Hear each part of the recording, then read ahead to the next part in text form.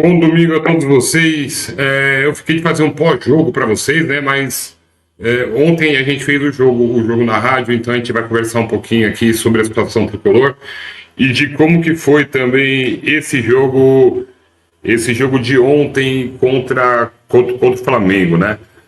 Primeiro, eu só queria deixar claro aqui uma coisa, que tem gente na rede social reclamando bastante, que a gente traz críticas aí sobre o clube, só reclama, mas é a situação, e a situação do momento também, de tudo como que tá, né?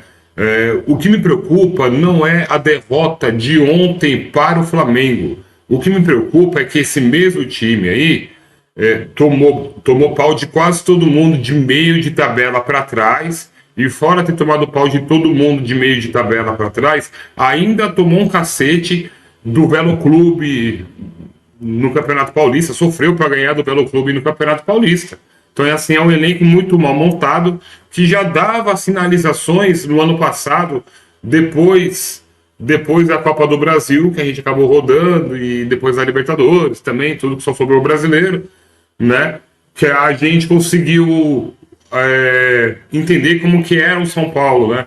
Esse time já mostrava decadência no final do ano passado, e não era só culpa do Zubel Dias. O Zubel Dias sim tinha suas culpas, era o primeiro cara que a gente queria que saísse, acabou saindo, tá? E agora a gente deixava bem claro que a gente ia começar a pegar no pé de outros jogadores também. A gente acabou pegando no pé de outros jogadores, e agora estamos pegando no pé da diretoria, e vamos cobrar mudanças na diretoria do São Paulo também. Principalmente a saída do Carlos Belmonte, e de que o Casares melhore no seu cargo, ou que ele, sinceramente, ele mesmo peça para sair, porque desse jeito não dá mais. Então, o Zubudi era só a primeira parte do bolo que nós queríamos separar, tá bom? Então, antes que venham falar bobagem, é isso, tá bom? Eu não me iludo com um título aí pandêmico de Campeonato Paulista, e um título que aconteceu por acaso na Copa do Brasil, beleza? Agora, sobre a análise do jogo, né? Vamos falar um pouquinho, né? Porque o São Paulo não viu a cor da bola no Maracanã. O São Paulo levou choque de realidade na estreia do Crespo. O jogo foi 2-0, mas o jogo poderia ter sido até pior se não fossem as defesas do Rafael, né? Vontade e raça, eu acho que não faltou para o São Paulo. O que falta é técnica mesmo, né? Tá? O que foi decisivo mesmo foi essa diferença técnica entre as duas equipes, né? De um lado se tinha o Flamengo, que disputou há 2 semanas um jogo de quarta de final de Copa do Mundo contra o Bayern de Munique, e contra o São Paulo, que no último mês só havia enfrentado o seu sub-20 com uma vitória de 6-0 com 3 gols do Dineno, né? Para quem pensava que o São Paulo devia encarar o Flamengo de peito aberto, o jogo deu um choque de realidade, né? Sim, já de cara naquela escalação, né? Porque, ciente das limitações, o São Paulo viajou sim para tentar empatar a partida. Prova disso foi a escalação com 3 zagueiros e 3 volantes, tá? E aí, até que por 45 minutos, o São Paulo levou 2 gols e acabou conseguindo dar uma segurada, né? Do novo trabalho aí do Crespo, o que chamou a atenção no início do jogo foi a implementação de um jogo, né? Construído de trás, sem chutões, do Rafael nas reposições, e uma dinâmica de troca de passe entre os zagueiros e os volantes, né? Só que assim, bem desafinado ainda, muitos erros quase custaram muito caro para o time de São Paulo, né? O São Paulo, formado por Sabino ali na esquerda, Arboleda e o Alan Franco. O trio defensivo de São Paulo teve vários problemas, principalmente, né, com Sabino, que pareceu estar pesado e com muitas ações lentas durante a partida. E aí, depois de errar muito no primeiro tempo e passar ileso, o Sabino falhou mais 2 vezes no final. Acabou dando presente aí nos pés do Everton Cebolinha, que não foi aproveitado.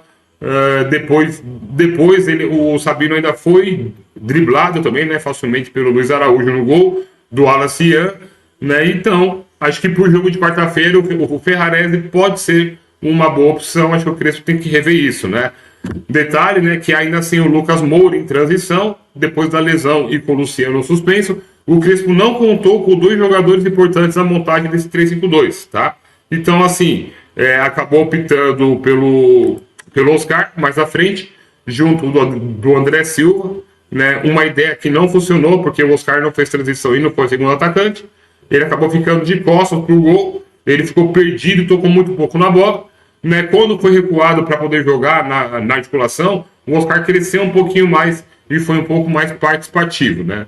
E aí, ainda em início de trabalho, né, ciente que o desafio contra o Flamengo era muito grande para um primeiro jogo, o Crespo agora deve mudar bastante a equipe para as próximas rodadas. A lista de reforços, aliás, pode até crescer, né? O Tapia, por enquanto, é o único que já confirmado que já chegou, mas o São Paulo tenta um lateral ainda aí, tá? Eu não tenho o nome do lateral, diz que estão tentando um lateral, né? De fato mesmo, que a gente está com 12 pontos em 13 jogos, o time Flair está com a zona de rebaixamento. Em 24 de junho, na chegada do clube, o Crespo disse em uma entrevista coletiva que o Brasileirão era um caso de urgência para o São Paulo. Ele e os torcedores já sabem que será preciso muito, muito trabalho para poder mudar toda essa situação, né? E ainda, na entrevista coletiva, o técnico Hernan Crespo disse ontem o seguinte, que a prioridade é o Campeonato Brasileiro, a Libertadores e a Copa do Brasil, elas não são prioridades, elas são sonhos. Então, prioridade é a permanência na Série A do Campeonato Brasileiro, tá?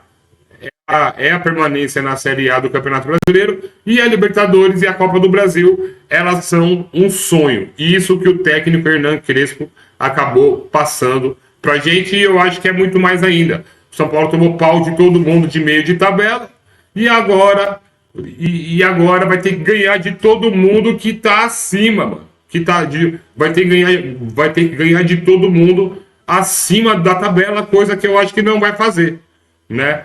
Então, por isso é que eu peço para vocês, não é só o time, não era só o técnico, eu concordo com vocês, mas agora é sim questão de diretoria, é questão de presidência. Eu preciso muito de vocês, que vocês nos dê esse gargalo, esse ouvido aí, para a gente poder levar o mais longe possível tudo isso que está acontecendo lá dentro, beleza?